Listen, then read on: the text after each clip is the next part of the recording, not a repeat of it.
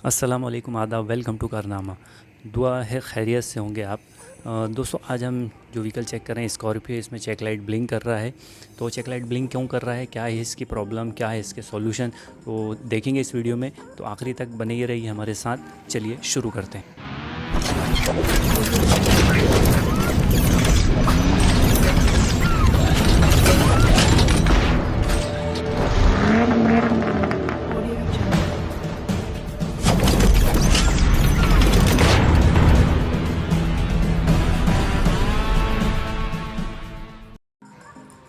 दोस्तों, यह है स्कॉर्पियो M2DI CR, जिसमें डेल्फाई सिस्टम होता है। और चलिए व्हीकल के अंदर चलते हैं और इग्निशन ऑन करते हैं और देखते हैं कि व्हीकल में क्या प्रॉब्लम है। तो इग्निशन हमने ऑन कर लिया है और आप थोड़ा ध्यान से देखेंगे, मैं आपको क्लोजली दिखाता हूँ। इसमें जो इंजन चेक लिखा होता है वो लाइट डैशबोर्ड पर ब्लिंक कर रहा है। आप स्क्रीन पर देख सकते हैं। विजिबिलिटी थोड़ी सही नहीं है, अभी मैंने थोड़ा सा उसको फोकस किया, आप देखेंगे ये लाइट ब्लिंक कर रहा है। तो ये लाइट ब्लिंक क्यों कर रहा है फ्रेंड, जानेंगे हम। तो इसके लिए हम हमारा जो डायग्नोस्टिक्स टेस्टर है वो लगाएंगे और व्हीकल को चेक करेंगे क्या फॉल्ट कोड आ रहे हैं। एज़ पर फॉल्ट कोड हम लोग व्हीकल में फॉल्ट फाइंडिंग का काम करेंगे। फ्रेंड्स, कई बार सिर्फ फॉल्ट कोड ही कस्टमर को दिखता है, उनको लगता है कि गाड़ी में कोई प्रॉब्लम तो नहीं है। पर क्या है, फॉल्ट कोड आने पर गाड़ी ऑप्टिमम कंडीशन पर परफॉर्म नहीं करती है। तो इसके लिए हमें इन फॉल्ट कोड्स को रेक्टिफाई कर इरेज कर देना बेहतर है। व्हीकल में स्कैनर फ्रेंड कनेक्ट कर लिया है। इग्निशन ऑन करते हैं। हम लोग स्कॉर्पियो में जाएंगे, EMS engine management system, read fault code करेंगे। अभी आप देखेंगे काफ़ी सारे फॉल्ट कोड हैं। इसमें जो पहला फॉल्ट कोड है वो करंट में है, जो कि है signal range check for EGR feedback sensor. EGR का फॉल्ट है।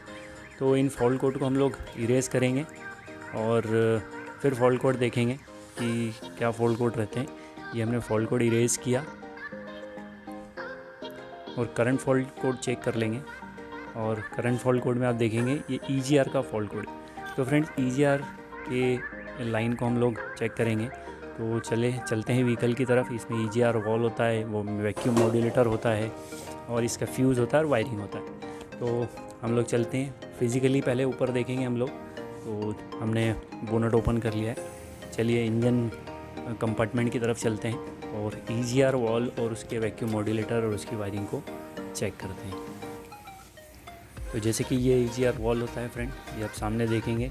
इस पर वैक्यूम का पाइप होता है। इसके लिए नीचे एक वैक्यूम मॉड्यूलेटर होता है जो कि इसको एक्चुएट करता है एज़ पर करंट। जो हमारा ECM इसको इंस्ट्रक्शन देता है, उस हिसाब से ये वैक्यूम को कंट्रोल करता है और उस वैक्यूम से हमारा EGR वॉल एक्चुएट होता है।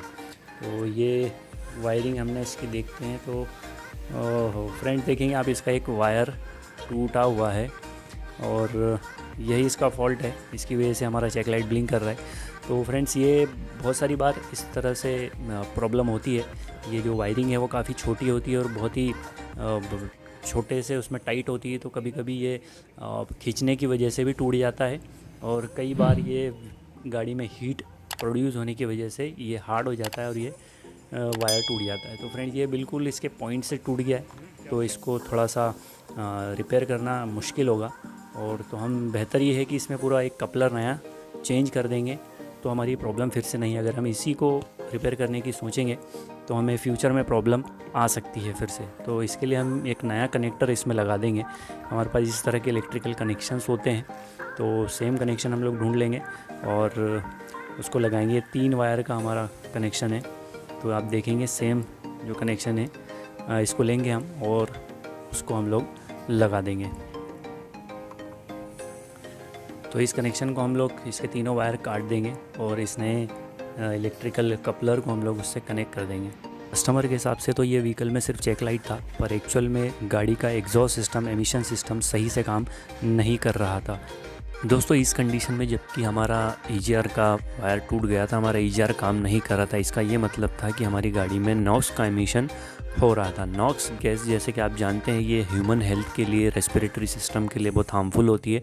हमारी एग्रीकल्चर के लिए और इकोसिस्टम के लिए भी हार्मफुल होती है। तो ये जो नॉक्स गैसेस कब प्रोड्यूस होती हैं, जब हमारे इंजन के अंदर जो सिलेंडर कंबंशन होता है, जब बहुत हाई टेम्परेचर हो जाता है, ये हाई टेम्परेचर 1300 डिग्री के ऊपर हो जाता है, उस केस में ये जो नॉक्स गैसेस हैं वो प्रोड्यूस होती है। तो इन नॉक्स गैसेस को ही कंट्रोल करने के लिए ये EGR वॉल्व लगाया जाता है। EGR वॉल्व में क्या होता है कि EGR से जो एग्जॉस्ट गैसेस होती हैं वो कुछ अमाउंट ऑफ एग्जॉस्ट गैस फिर से हमारे इंटेक में डाली जाती है, ताकि हमारा जो कंबंशन का टेम्परेचर है वो कम हो जाए। उस टेम्परेचर के कम होने की वजह से हमारा नॉक्स का एमिशन है वो कंट्रोल किया जाता है। तो इसी के लिए हमें इस तरह के फॉल्ट्स को रेक्टिफाई करना बहुत ज़रूरी है। एक जिम्मेदार नागरिक के नाते भी हमारा ये काम बनता है, ताकि हम हमारे एनवायरनमेंट को बचाएं, हमारी हेल्थ को बचाएं। तो प्रॉपरली फ्रेंड्स इसके वायर्स को जोड़ लेंगे ताकि ये दोबारा से नहीं निकले, और थोड़ा सा हम इस वायर्स को लूज़ भी छोड़ेंगे ताकि किसी तरीका खिंचाव की वजह से हमारा वायर डैमेज ना हो। इनको प्रॉपरली टेपिंग कर देंगे कि कहीं से भी ये बॉडी अर्थ ना हो। प्रॉपर टेपिंग करके हम इसको कनेक्ट कर देंगे। कनेक्ट करने के बाद हम हमारे स्कैनर की तरफ चलेंगे और चेक करेंगे फॉल्ट कोड्स। प्रॉपरली कनेक्ट करने के बाद फ्रेंड्स व्हीकल के अंदर चलते हैं और व्हीकल को इग्निशन ऑन करते हैं और देखते हैं अभी हमारा लाइट ब्लिंक कर रहा है या नहीं। तो हमारा इंजन चेक लाइट एक बार आया और चला गया। तो फ्रेंड्स लाइट ऑटोमेटिकली हमारा चला गया है। दोस्तों इस तरह की चेक लाइट ब्लिंकिंग पर हमने और वीडियो बना रखा है, जिसको आप ऊपर दिए गए आई बटन पर क्लिक कर देख सकते हैं। कोड भी हम लोग देख लेते हैं, इरेज कर देंगे अगर फॉल्ट कोड हिस्ट्री में है। तो अभी देखेंगे कुछ फॉल्ट कोड है, हम लोग इन फॉल्ट्स को इरेज कर देते हैं। और अभी कोई फॉल्ट नहीं है।